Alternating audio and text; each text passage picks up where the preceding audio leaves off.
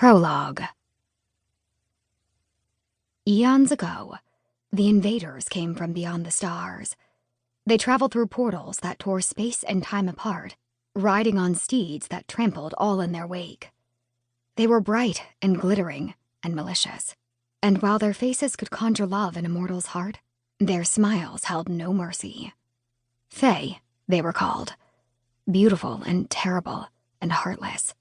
They rode into a world where magic comes from the earth and from the blood, and where people worshipped their old ones.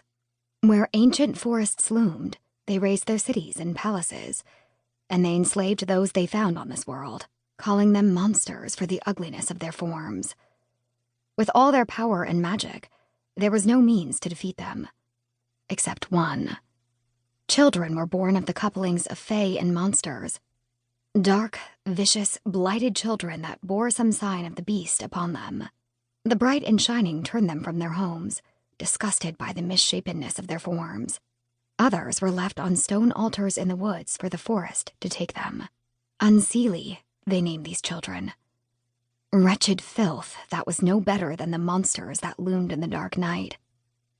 But the Unseelie were gifted with both the power of the fae and the earthbound magics of their monstrous brethren.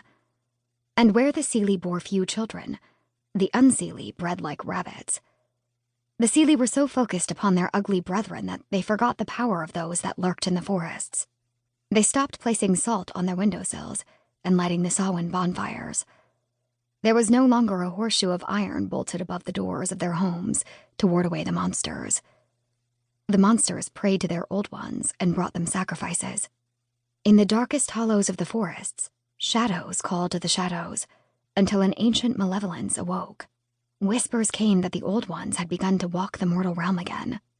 Stones were erected around the places of sacrifice, where blood had quenched the soil. Powers lingered there, growing steadily in might, as the old ones drew upon the magic within the earth. A new war began. The wars of light and shadow. The bright ones won. They trapped the old ones within those precious hollows where power lingers, and forced the Unseelie into exile in the wild lands of the north. But the old ones merely wait, for they are immortal, and their memories long. And they know that the prison walls are weakening. Prophecies of Arcadia.